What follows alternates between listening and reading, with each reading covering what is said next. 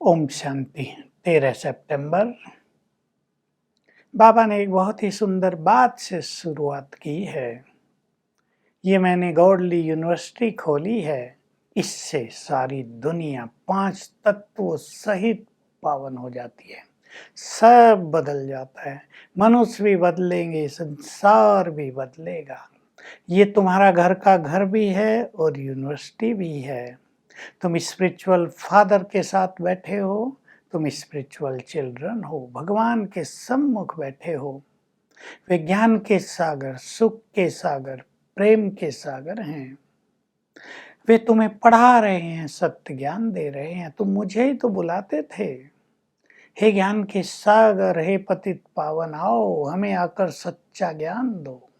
तुम वेद शास्त्र पढ़ते आते थे, वेदों की अथॉरिटी बनते थे, भक्ति करते थे। पर अब विचार करो, मैं राइट हूं या तुम्हारे शास्त्र राइट हैं? मैं तो ज्ञान का सागर हूँ, ऑलमाइटी अथॉरिटी हूँ। मैं परम धाम में रहता हूँ, वहीं तुम आत्माएं भी रहती हो। वहां से तुम आत्माएं पाठ बजाने आती हो। बाबा याद दिलाते हैं रोज रोज हमें, और हमें याद आता रहे। तुम पाठ बजाने आते हो, तुम मुझे बुलाते आए। अब तुम तब बुलाते हो जब दुर्गति में आ जाते हो, जब बहुत दुखी हो जाते हो, जब पतित बन जाते हो, तो मैं आता हूँ परम धाम से। मेरा जन्म दिव्य और अलौकिक होता है। मैं निराकार हूँ, तो ब्रह्मा के तन में प्रवेश करके तुम्हें ज्ञान देता हूँ। और ये कार्य मैं पुरुषोत्तम संगम युग पर ही करता हूँ। सतयुग, त्रेता, द्वापर, कलयुग, चारों में मैं नहीं आता। कलयुग के अंत और सतयुग की बिगिनिंग के संगम युग पर मैं आता हूँ। ये युग बहुत कल्याणकारी होता है, इसमें युग बदल जाता है। पुरानी दुखी दुनिया सतयुगी पावन दुनिया में बदल जाती है।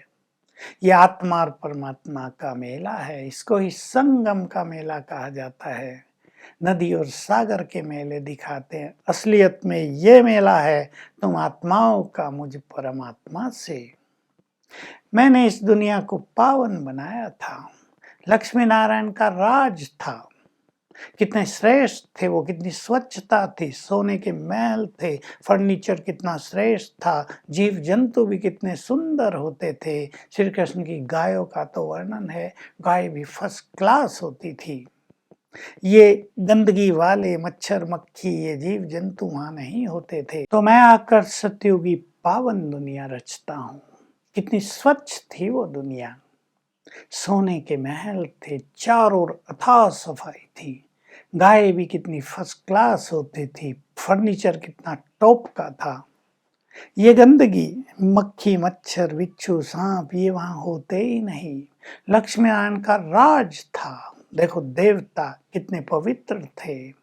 जहाँ प्योरिटी थी वहीं पीस प्रोस्पेरिटी थी।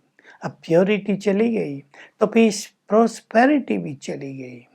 पतित हो गए, सब दुखी हो गए। ये भी होना है ड्रामा में, इसलिए बाबा कुछ आश्चर्य नहीं कर रहे हैं, लेकिन मैं तुम्हें हाईएस्ट बनाता हूँ। तुम विश्व के मालिक थे।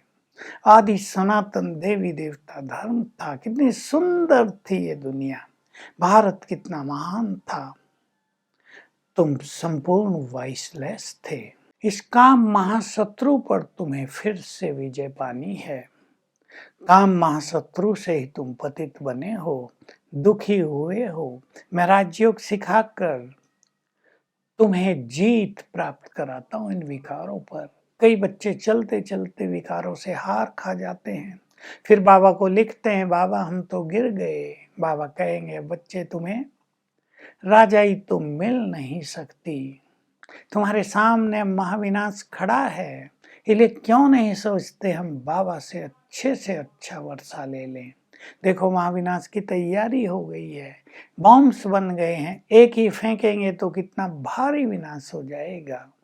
अर्थक्वेक्स होंगी, मूसलाधार बरसातें होंगी, और ये संसार इस ज्ञान यज्ञ में स्वाहा हो जाएगा।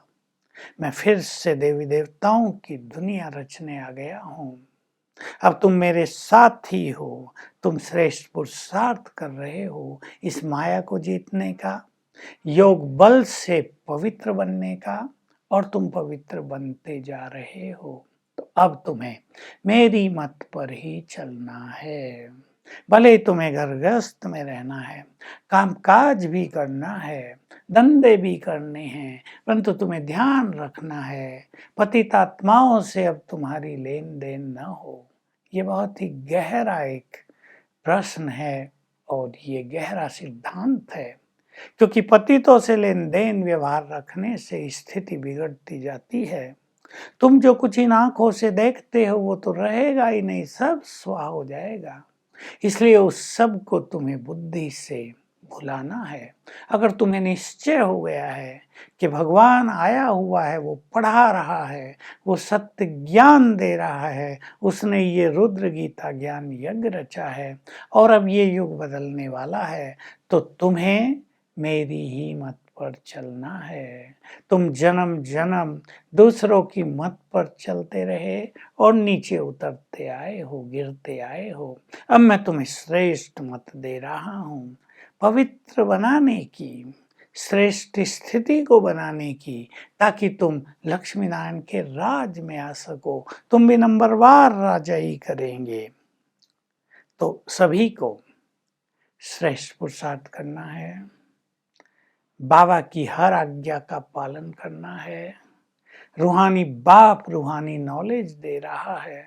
मनुष्यों से ज्ञान तो जन्म जन्म लिया है, अब स्वयं ज्ञान का सागर जब ज्ञान दे रहा है, सत्य मार्ग दिखा रहा है, तो उस पर चलना हमारा परम कर्तव्य है। बाबा साक्षात्कार की बात सुना रहे हैं। कई बच्चे आते हैं, कहते हैं विनाश का साक्षात्कार हो तो हम माने। बाबा कहते हैं ना मानो। आत्मा का साक्षात्कार हो तो हम माने, परमात्मा का साक्षात्कार हो तो हम माने। बाबा कह रहे दोनों बिंदु स्वरूप है। कोई हजारों सूर्यों से अधिक तेजो में मैं नहीं हूँ, अखंड महाज्योति नहीं हूँ। वो तो जैसी जैसी जिसकी भावना होती है मैं उसे साक्षात्कार करा देता हूँ। मीरा साक्षात्कार में मगन रहती थी, डांस करती थी, लेकिन उसका अर्थ ये तो नहीं कि वो स्वर्ग में चली गई। स्वर्ग में जाने के लिए तो इस समय तुम्हें पवित्र बनना है, राजयोग का अभ्यास करना है। तो तत्वों को भी बाबा पावन कर रहे हैं। हमें विचार करना है, हमारे श्रेष्ठ वाइब्रेशंस प्रकृति के पांचों तत्वों को पावन करें, ऐसा हमें अच्छा अभ्यास करना है। मनुष्यों ने तो प्रकृति को दूषित कर दिया है, हवा भी दूषित हो गई, जल भी दूषित हो गया, अग्नि भी दूषित हो गई। अब हमारे योग के वाइब्रेशंस पांचों तत्वों को पावन करेंगे।